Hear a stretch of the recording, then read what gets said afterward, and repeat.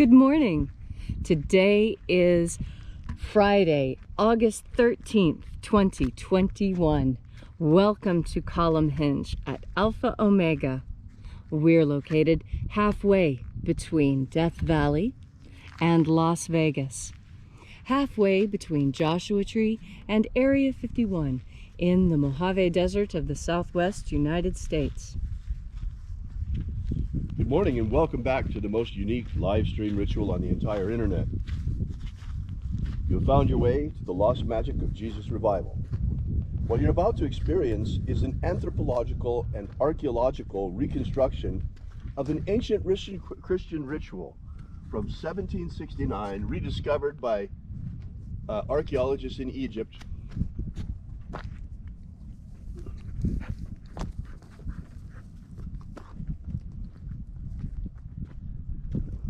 Containing two lost books of the Bible, the first and second books of Yahweh, which in turn contain what purport to be the secret teachings of Jesus to his apostles. Part of that collection is an amazing system of magic called the opening of the treasuries of light. I'm Bishop David Griffin. I'm Bishop Leslie McQuade. And this is the lost magic of Jesus Revival. The sun is the dispenser of light to the earth. May the living light of the God Force inflame our souls with abundant life. Our destiny lies amongst the stars, and to the stars humanity shall ascend.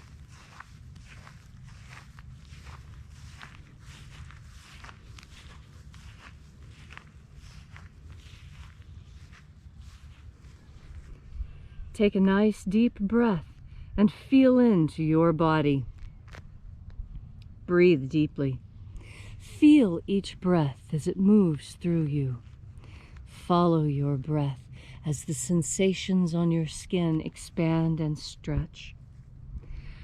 And as you are breathing deeply and feeling deeply into each and every part of yourself, visualize yourself as the tree of life, however it is you imagine that tree to be, and grow your branches up high into alpha sky. Drive your roots down deep into omega earth. I call on you in the east, alpha.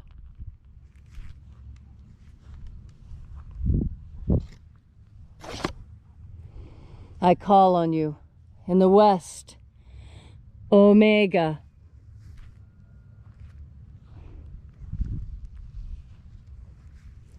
I call on you in the north, alpha.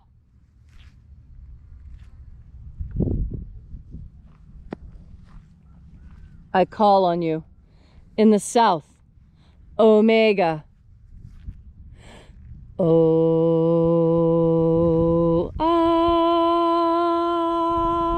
Alpha. At omega. The beginning. And the end. And the path of the age between. Sunrise. And sunset. And the path of the sun between. Birth.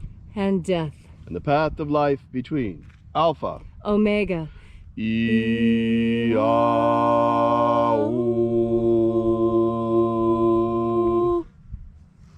This morning we'll be invoking the 21st Treasury of Light. Angels of the 21st Treasury, attend. Watchers, we know your names. So stand aside and grant us entry into the 21st Treasury of Life. Ozaz. Ozaz. Eloes. Eloes. Azaias. Azaias. Let the watchers withdraw and let us enter into the 21st Treasury of Light. And there are 12 heads in my Father's treasury. And these are the names that are in the places when they sing praises to my Father, and he gives light power to them.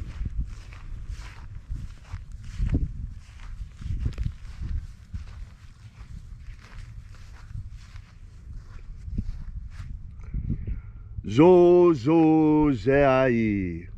Zo zo zeai.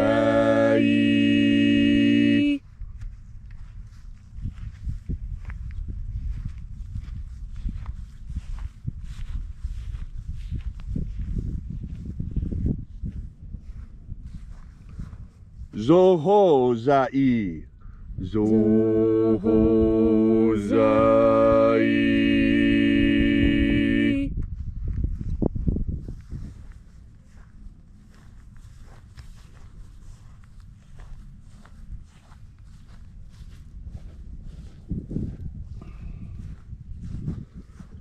Dozazaksai.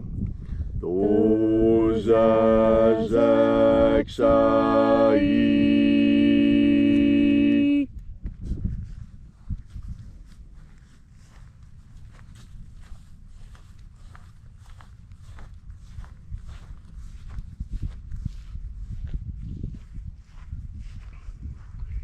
Naoza e iai. Naoza e iai.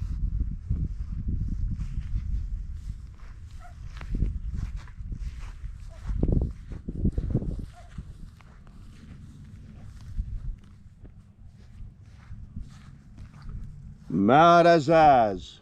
Marazaz.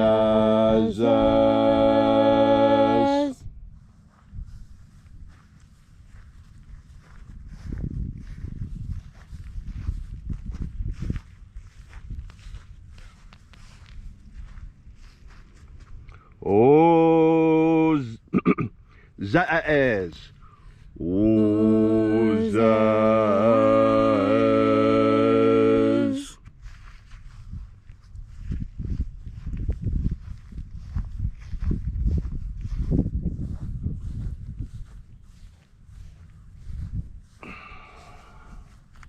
Ozaia. Ozaia.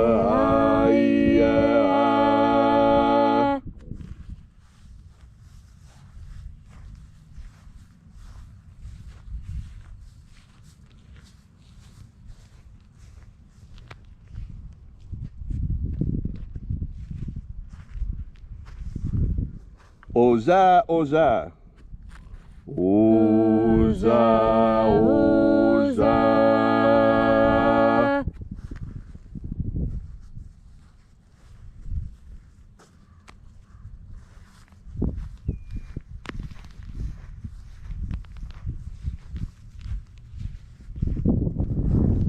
Oshoz, oza. Oshoz, oza.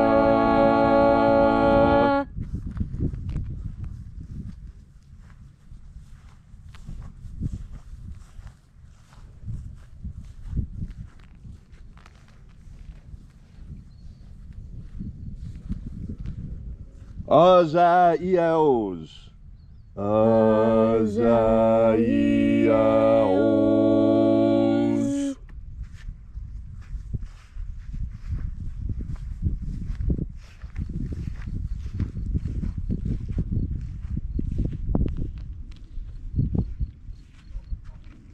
Naya ozaze.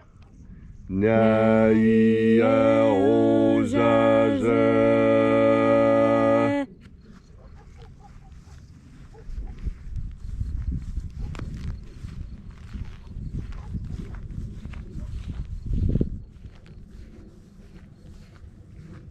Aenazaz.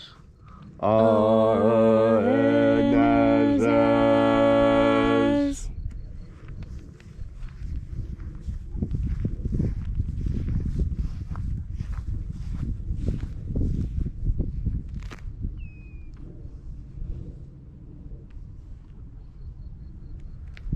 So we completed our journey through the places, invoking each of the 12 mighty angels' head in its proper place and proper rank, until at length we came into the place of the midst, the place of the middle, the place of the center, the place of the Father of the treasure of life.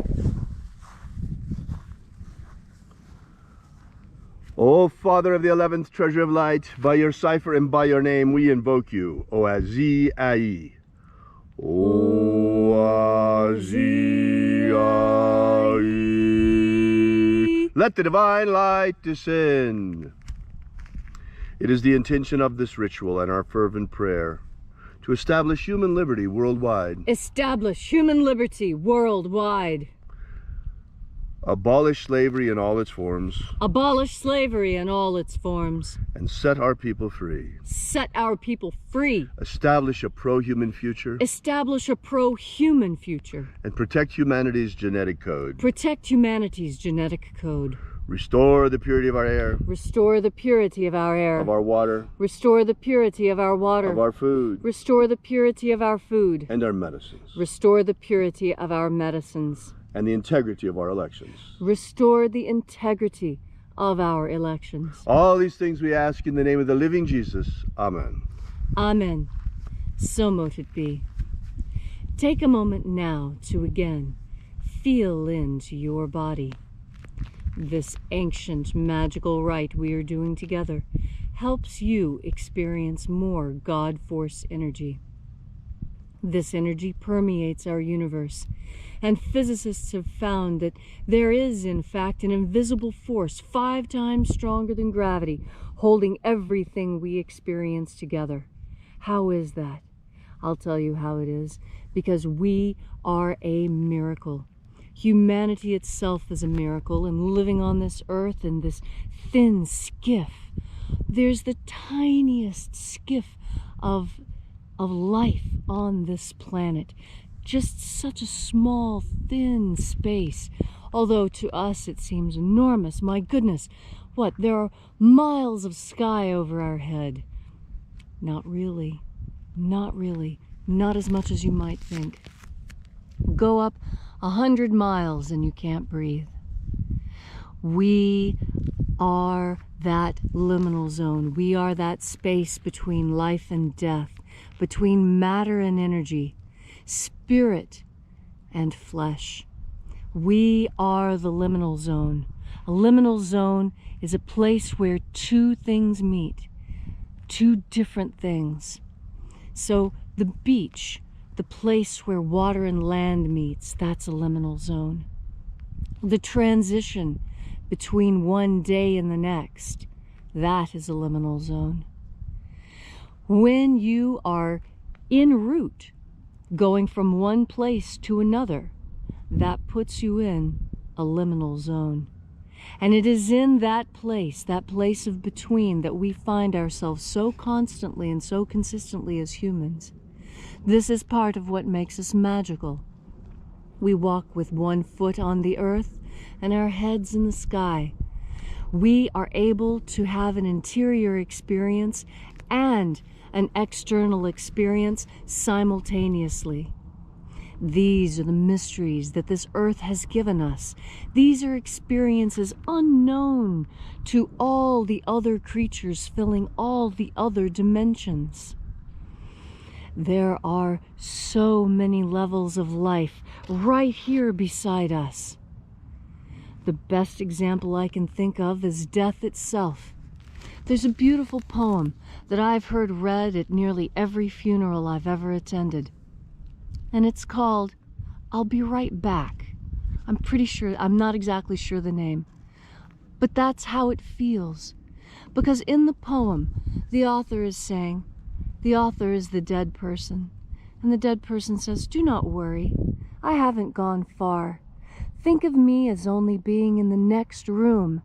I am here with you. You just can't see me or talk to me. But I'm just in the next room. And that is the most powerful poem to me because it so accurately describes the experience that I have had with death. That when death arrived in my family, it was as if the person was just in the next room. And the difference was, they were yelling. I could still hear this person. And that's what I'm telling you now. Those people that you miss, the ones who have gone on ahead, they are as close as the next room.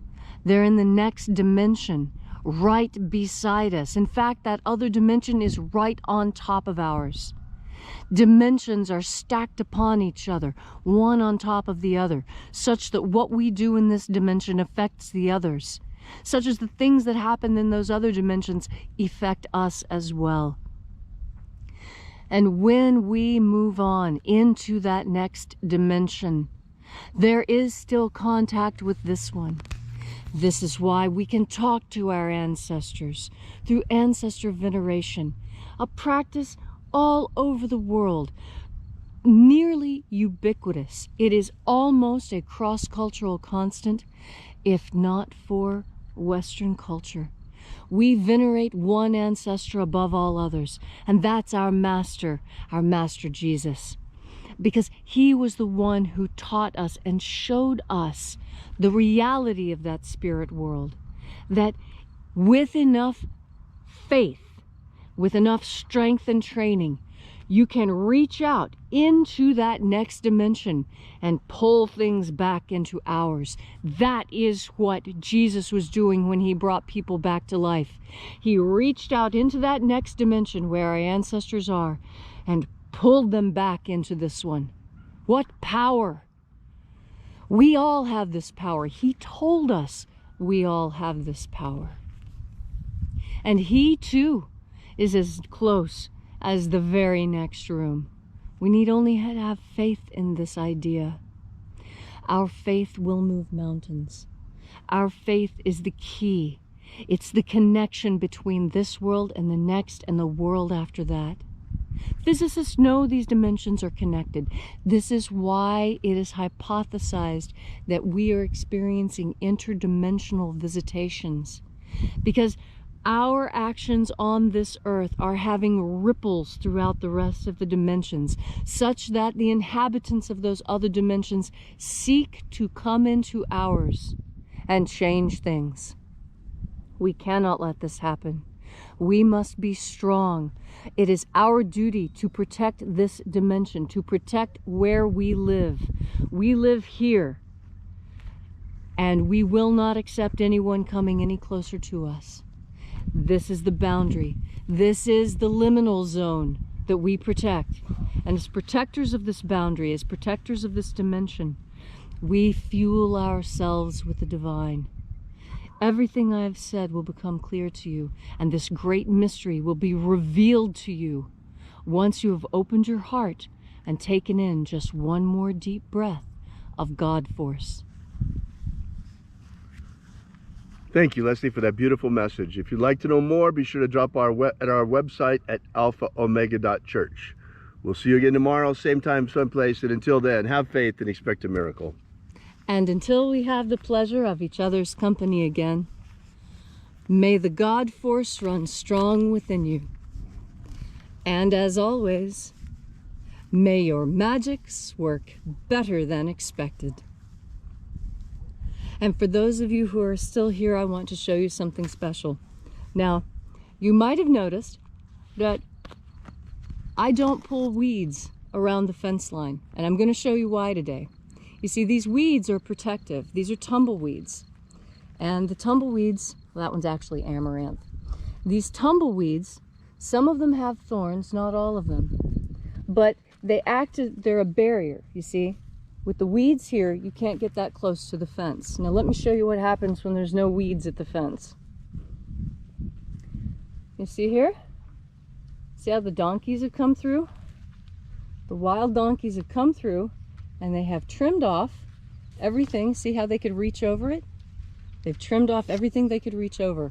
And if you look down the fence line, you'll see that they've nearly torn off the fence. See? Look where they've torn off the fence trying to get down here to the sorghum. Donkeys weigh between 700 and yeah, when they're little, 700 pounds, and they get up to 1,200 pounds. They're as big as a car. So when they decide to come through your fence, there's not a lot you can do. I've got these are actually 8-foot poles driven 3 foot in the ground to help stabilize them against the donkeys. So I just thought you might like to see the latest developments, and you can also see that now's the time of year, now that we've passed Lunasa. Lunasa is the holiday when the sorghum goes into tassel. The sorghum's is going into flower now, and pretty soon these flowers will open up, be filled with pollen, and the bees will come and get them. So yeah, donkeys. You gotta love the donkeys. Well, Well, thanks so much for being here with us. Have a great day.